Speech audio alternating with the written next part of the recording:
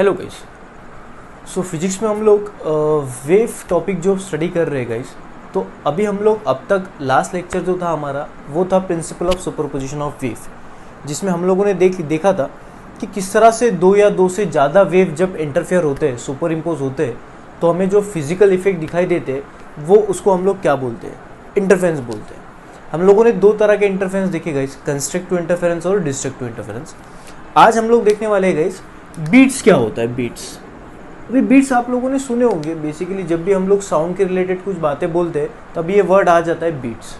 Music वगैरह जब आप सुनते हो तब आप अगर कोई ऐप यूज़ कर रहे हो म्यूज़िक का, या तो फिर आप म्यूज़िक की स्टडी कर रहे हो, तो काफ़ी दफ़ा ये वर्ड आता है बीट्स। अभी बेसिकली बीट्स होते क्या है, चलिए हम लोग देखते हैं। ठीक है, अभी ये जो हम लोग आज टॉपिक देखने वाले हैं ये पूरा का पूरा टॉपिक पिछले लेक्चर के ऊपर बेस है, तो आप पिछला लेक्चर पूरा ठीक से देखिए, उसके बाद ही ये लेक्चर देखिए। ठीक है, चलिए अभी गाइस बीट्स क्या होते हैं। चलो हम क्या करते हैं, हमको पता है कि सुपरपोजिशन ऑफ वेव क्या होता है, कि जब दो या दो से ज़्यादा वेव मीडियम से ट्रैवल करते हैं और किसी पॉइंट के पास वो अगर साइमल्टेनियसली पहुंच जाते तो उस पॉइंट को सारे वेव इंडिपेंडेंटली अपने अपने हिसाब से डिस्प्लेस करेंगे, वाइब्रेट करेंगे। बट वो जो पॉइंट है उसको अगर आप पूछोगे तो वो उसका जो डिस्प्लेसमेंट होगा, उसका जो वाइब्रेशन होगा, इन सारे डिस्प्लेसमेंट का वो वेक्टर सम होगा। ये हमको पता चल गया था, इसको हम लोगों ने सुपरपोजिशन ऑफ वेव बोल दिया था। और जो फिजिकल इफेक्ट क्रिएट होंगे उस वाले पॉइंट के ऊपर, उसको हम लोगों ने इंटरफेरेंस बोल दिया था। तो कभी कंस्ट्रक्टिव इंटरफेरेंस होगा तो कभी डिस्ट्रक्टिव इंटरफेरेंस होगा। अभी क्या क्या कंडीशन है कंस्ट्रक्टिव इंटरफेरेंस की और डिस्ट्रक्टिव इंटरफेरेंस की हमें पता है। अभी हम लोग क्या करते हैं, मान लो हमारे पास दो साउंड वेव्स है। मान लो इधर से एक वेव आ रही है और इधर से कोई एक वेव आ रही है। ठीक है, अभी हमको पता है कि कंस्ट्रक्टिव इंटरफेरेंस में कॉम्प्रेशन कोइंसाइड होगा, या तो फिर रेयर फ्रैक्शन कोइंसाइड होगा। डिस्ट्रक्टिव इंटरफेरेंस में कॉम्प्रेशन रेयर फ्रैक्शन की तरफ कोइंसाइड होगा। अब कंस्ट्रक्टिव इंटरफेरेंस में हमें पता है कि कॉम्प्रेशन अगर कोइंसाइड हो रहा है तो एम्पलीट्यूड बढ़ेगा तो इंटेंसिटी साउंड की बढ़ेगी, तो आपको ज़्यादा सुनाई देगा। डिस्ट्रक्टिव इंटरफेरेंस में कॉम्प्रेशन रेयर फ्रैक्शन के साथ कोइंसाइड होता है, इसलिए एम्पलीट्यूड कम हो जाता है, रिजल्टेंट एम्पलीट्यूड, तो इंटेंसिटी कम हो जाती है, आपको धीमा सुनाई देता है, साउंड के जो लाउडनेस है वो कम हो जाता है। ये हमको पता है। अभी हम लोग क्या करते हैं, दो साउंड वेव्स लेते हैं। मान लो ये ए साउंड वेव्स है और ये बी वाला साउंड वेव्स है। दोनों का एम्पलीट्यूड हम लोग सेम मान के चलते हैं, बस इन दोनों की फ्रीक्वेंसी में थोड़ा स्लाइट चेंज रखते हैं हम लोग। इसका फ्रीक्वेंसी मानते हैं N1, इसका फ्रीक्वेंसी मानते हैं N2। ऐसा मैं क्यों कर रहा हूँ आपको बता देता हूँ। अभी फ्रीक्वेंसी क्या होता है गाइस, कि एक सेकेंड में कितने वेव जनरेट हो रहे हैं उसको हम लोग फ्रीक्वेंसी बोलते हैं। अभी हम लोग दो वेव लिए ए और बी, अभी ये दोनों वेव का हम लोग सुपर इम्पोजिशन करने वाले हैं। बट कंडीशन हम लोगों ने क्या लेके चली है, एम्पलीट्यूड तो सेम है मान लिया हम लोगों ने, बट इनका जो फ्रीक्वेंसी है वो स्लाइटली डिफरेंट है। अभी हम लोग इस एक एग्जांपल लेते हैं, बाद में इस टॉपिक की तरफ आते हैं। मान लो गाइस हमारा प्लेनेट, हमारा यूनिवर्स अगर हम देखते हैं तो सबसे सेंटर में गाइस सन है, उसके अगल बगल में क्या है गाइस, प्लेनेट है डिफरेंट। अभी डिफरेंट प्लेनेट है।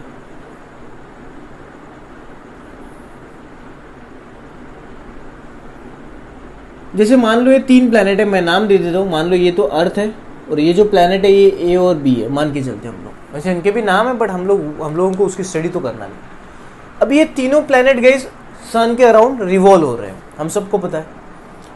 अभी एक चक्कर कंप्लीट करने के लिए किसी को कुछ टाइम लग रहा है तो किसी को कुछ टाइम लग रहा है। कुछ सालों बाद हम लोग बोलते हैं कि आज सूर्य ग्रहण है। ऐसा हम लोग क्यों बोलते हैं, क्योंकि मान लो एक सिचुएशन आ जाती है, उस सिचुएशन में आपका जो अर्थ है, एक ऐसी कंडीशन आती है कि अर्थ और सन के बीच में कोई एक प्लेनेट आ जाता है, मान लो बी।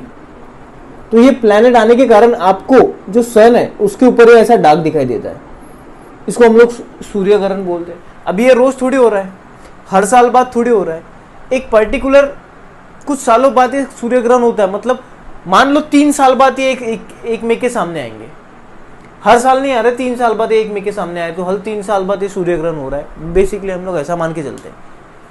अभी होगा ये गाइस कि ये मान लिया हम लोगों ने यहाँ पे ऐसा होता है। अभी ये वेव और ये वेव जब आप सुपर इम्पोज करोगे तो दोनों का फ्रीक्वेंसी अलग होने के कारण कभी कभी कंस्ट्रक्टिव इंटरफेरेंस होगा तो कभी कभी डिस्ट्रक्टिव इंटरफेरेंस होगा। मतलब व्हाट आई मीन टू से कि जब ये वेव सुपर इम्पोज होंगे तो मे बी, अब इसका और इसका फ्रीक्वेंसी तो अलग अलग है, फ्रीक्वेंसी अलग अलग होने के कारण कुछ ऐसे कंडीशन होते होंगे जब ये दोनों के दोनों कंस्ट्रक्टिव इंटरफेरेंस दिखाएंगे और कुछ ऐसे ऐसे सिचुएशन आएंगे जब ये डिस्ट्रक्टिव इंटरफेरेंस होंगे। बात समझ में आ रही है? तो जब कंस्ट्रक्टिव इंटरफेरेंस होगा तो आपको ज्यादा साउंड सुनाई देगा, जब डिस्ट्रक्टिव इंटरफेरेंस होगा तो आपको कम साउंड सुनाई देगा। तो ये जो फिनोमिनॉन हो गई, ज्यादा आवाज कम आवाज, ज्यादा आवाज कम आवाज, इस फिनोमिनॉन को ही हम लोग बीट्स बोलते हैं। अभी मैं आपको एक वीडियो दिखाने जा रहा हूँ, उस वीडियो में देखिए हम लोग बीट्स कैसे जनरेट करते हैं। मान लो मैंने एक साउंड वेव जनरेट किया और यहाँ पे दूसरा साउंड वेव जनरेट किया, ठीक है, और दोनों साउंड वेव्स को मैंने सुपर इम्पोज किया, तो हम लोगों ने ये पाया कि कभी कंस्ट्रक्टिव इंटरफेरेंस हो रहा है तो कभी डिस्ट्रक्टिव इंटरफेरेंस हो रहा है। जब जब कंस्ट्रक्टिव इंटरफेरेंस हो रहा होगा तब तब कॉम्प्रेशन कोइंसाइड हो रहे होंगे, या तो फिर रेयरफेक्शन कोइंसाइड हो रहे होंगे। जब जब आवाज कम आ रहा होगा तब तक डिस्ट्रक्टिव इंटरफेरेंस हो रहा होगा, मतलब कॉम्प्रेशन रेयरफेक्शन को कोइंसाइड हो रहा होगा। तो ये फिनोमिनॉन की वजह से हो क्या रहा है, आपके साउंड कभी ज्यादा सुनाई दे रहा है, कभी कम सुनाई दे रहा है, कभी ज्यादा सुनाई दे रहा है, कभी कम सुनाई दे रहा है। तो ये जो अल्टरनेट राइज एंड फॉल है साउंड में, साउंड की जो इंटेंसिटी है कभी ज्यादा हो रही है, कभी कम हो रही है, कभी ज्यादा हो रही है, कभी कम हो रही है, तो ये जो अल्टरनेट बदलाव है इसी को गाइस हम लोग बीट्स बोलते हैं। हम लोग इसको एक वीडियो से समझते देखते, आप लोग एक वीडियो देखिए, उसमें से आपको पूरी आइडिया आ जाएंगी। देखिए यहाँ पे जो ये दो इंस्ट्रूमेंट दिख रहे हैं आपको, ये दो इंस्ट्रूमेंट साउंड प्रोड्यूस करने के लिए यूज होते हैं, इससे साउंड प्रोड्यूस होता है। हम लोग देखेंगे, सुनेंगे। देखिए एक साउंड जनरेट हुआ, एक साउंड वेव जनरेट हुई, मान लो ये, अभी वो इसको बंद कर दिया, इसको मतलब इसका आवाज कम कर दिया, अभी ये इसमें साउंड जनरेट करेंगे, इस वाले से आवाज सुनाई दे रहा है आपको, ये साउंड वेव्स है। चलो दोनों बंद कर दिए, अभी वो एक बार इसमें से साउंड जनरेट करेंगे, एक बार इसमें से साउंड जनरेट करेंगे और सुपर इम्पोज करेंगे दोनों साउंड वेव्स को। देखिए आवाज किस तरह से आता है।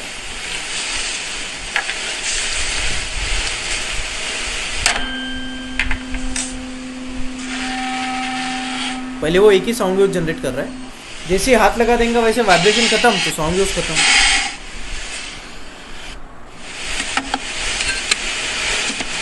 अभी देखना, ये जनरेट कर दिया एक साउंड वेव्स, ये जनरेट कर दिया दूसरा साउंड वेव। अभी देखो आवाज कैसे आ रहा है, अप डाउन, ज्यादा कम, ज्यादा कम, ज्यादा कम। फिर से एक बार देखते हैं।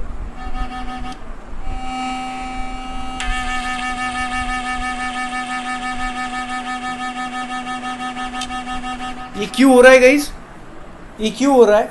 दो साउंड वेव जब आप सुपर इम्पोज करते हो तो कभी कंस्ट्रक्टिव इंटरफेरेंस, कभी डिस्ट्रक्टिव इंटरफेरेंस, मतलब कभी ज़्यादा आवाज़, कभी कम आवाज़, कभी ज़्यादा, कभी कम। तो ये अल्टरनेट राइज एंड फॉल जो है साउंड का, उसी को हम लोग बीट्स बोलते हैं। तो हमारे हार्ट की बीट्स भी देखो, अगर आप कान लगाओगे हार्ट पे ऊपर, किसी दूसरे के हार्ट के ऊपर, तो आपको सुनाई देगा ज़्यादा आवाज़, कम, ज़्यादा कम, ज़्यादा कम।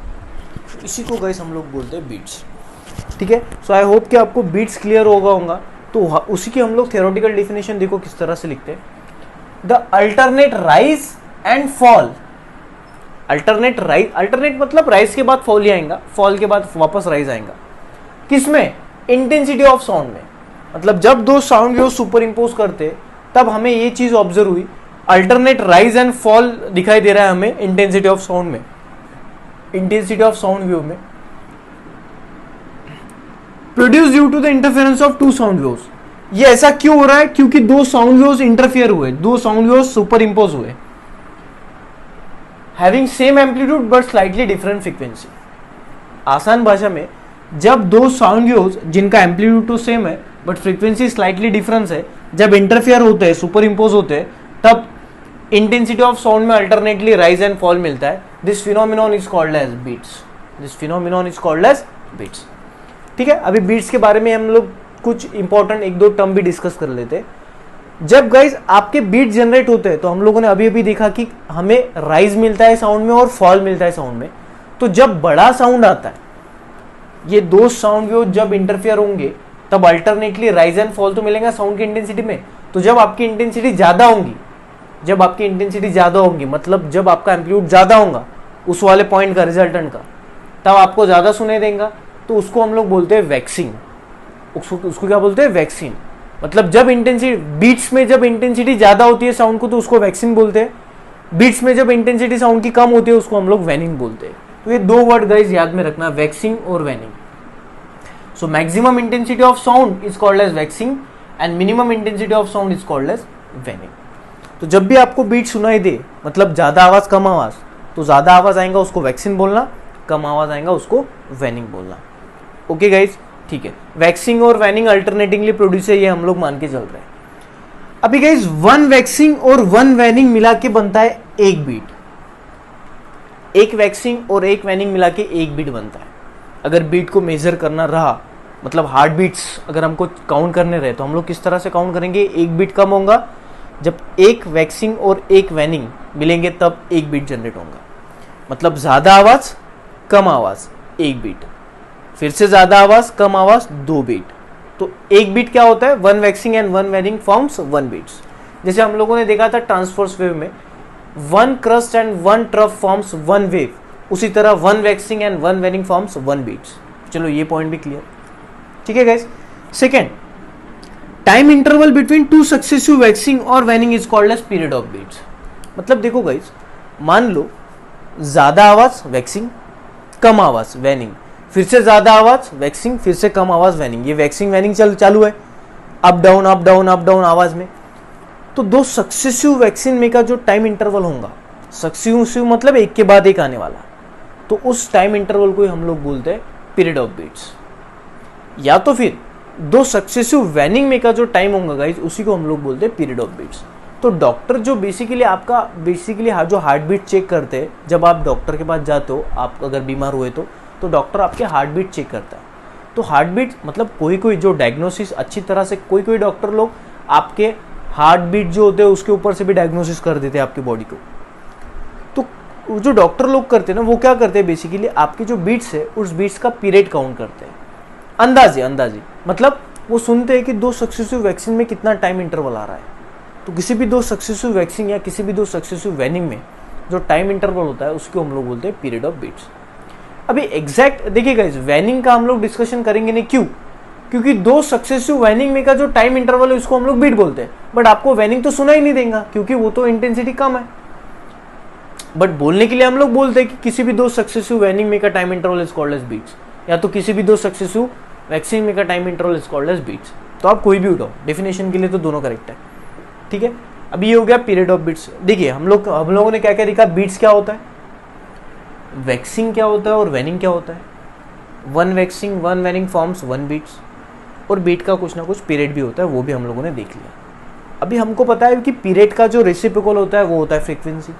तो फ्रीक्वेंसी ऑफ बीट किसी ने पूछा तो आप ये बोल सकते हो कि reciprocal of period of beat is called as frequency of beat. या तो फिर अगर कन्वेंशनल डेफिनेशन चाहिए तो सिंपल क्या है, एक सेकंड में कितने बीट्स जनरेट होते हैं उसको बोलते हैं फ्रीक्वेंसी ऑफ बीट्स, ठीक है गाइस। तो ये छोटा मोटा एक इंट्रोडक्शन था बीट के बारे में। अभी हम लोग कुछ एनालिटिकल स्टडी भी करेंगे बीट्स के बारे में, क्यों करेंगे अभी मैं बता देता हूँ। अभी देखो, बीट्स की स्टडी इंपॉर्टेंट है क्योंकि आपको कभी भी जरूरत गिर सकती है, साउंड वेव जब भी स्टडी करना होगा तब बीट्स आ सकता है। अभी थ्योरेटिकल डेफिनेशन तो क्लियर। अभी इंपॉर्टेंट क्या है, पीरियड ऑफ बीट देखिए इंपॉर्टेंट है बहुत ज़्यादा। क्यों? मान लो गाइस, आपके जो हार्ट बीट्स है उनमें का दो सक्सेसिव वैक्सीन में का टाइम आप मेजर कर भी सकते हो, बट गाइस कभी कभार ये वैक्सीन वैनिंग इतने रैपिडली जनरेट होते हैं कि आप इन दोनों में का टाइम मेजर नहीं कर पाते। आपके पास कोई इंस्ट्रूमेंट है ही नहीं वो मेजर करने के लिए। तो हम लोगों को क्या करना है, अगर हम लोग हार्ट बीट्स की माने तो हम लोग मेजर कर सकते हैं दो वैक्सीन में का टाइम, वो अप्रोक्स करेक्ट भी आएगा। बट बहुत बार ऐसे अगर मैंने आपको ये वीडियो दिखाया, इस वीडियो में गाइस कितना फटाफट राइज फॉल आ रहा है, तो दो सक्सेसिव वैक्सीन में का टाइम आप लोग मेजर कैसे करोगे। इसलिए हम लोग क्या देखने वाले हैं गाइस आने वाले लेक्चर में, कि जो पीरियड ऑफ बीट्स होता है उसका कोई एक फॉर्मूला जनरेट करेंगे हम लोग, ताकि हमारे पास अगर फॉर्मूला है तो हम लोग किसी भी बीट्स का पीरियड निकाल सकते हैं। पीरियड्स पता चल गया तो आप उसका उल्टा करके फ्रीक्वेंसी भी निकाल सकते हो कि एक सेकेंड में कितने बीट्स आ रहे हैं, एक सेकेंड में जितने बीट्स होंगे उसको हम लोग फ्रीक्वेंसी ऑफ बीट्स बोल देंगे, ठीक है। तो गाइज ये जो टॉपिक है बीट्स, ये इसका अगर हमको बेसिक कॉज जानना है तो वो तो सुपर इम्पोजिशन ही है ना, जो हम लोगों ने लास्ट लेक्चर में देखा था। तो इसलिए हम लोगों ने प्रिंसिपल ऑफ सुपरपोजिशन पढ़ा लास्ट लेक्चर में, और उसका फटाक से हम लोग प्रैक्टिकल एप्लीकेशन ये देख रहे हैं, बीट्स। तो बीट्स का टोटल ओरिजिन कौन है? Super imposition, principle of super imposition. अभी इंटरफेरेंस है तो तब जाके बीट्स है, अगर इंटरफेरेंस ही नहीं तो बीट थोड़ी ना है। मान लो ये वेव मैंने निकाल दी, बस एक ही वेव है, अभी थोड़ी ना ये दूसरे के साथ इंटरफेयर करेंगी। अब इंटरफेयर ही नहीं करेंगी तो कंस्ट्रक्टिव और डिस्ट्रक्टिव इंटरफेरेंस होगा ही नहीं। अब वो ही होगा नहीं तो अल्टरनेट राइज एंड फॉल्स तो आपको साउंड में मिलेंगे नहीं, तो आपको बस एक ही साउंड सुनाई देगा, एक ही ट्यून का, एक ही एम्पलीट्यूड का। सो बीट्स के लिए दो साउंड वेव्स का इंटरफेरेंस होना जरूरी है, इसलिए हम लोगों ने पहले इंटरफेरेंस क्लियर कर दिया क्या होता है। अब जाके हम लोग बीट्स के बारे में स्टडी करेंगे, ठीक है गाइस। तो ये सारी बातें आप लोग कॉपी में नोट डाउन कर लीजिए, हम लोग आने वाले लेक्चर में पीरियड ऑफ बीट्स जनरेट करेंगे, ठीक है guys. Thank you so much.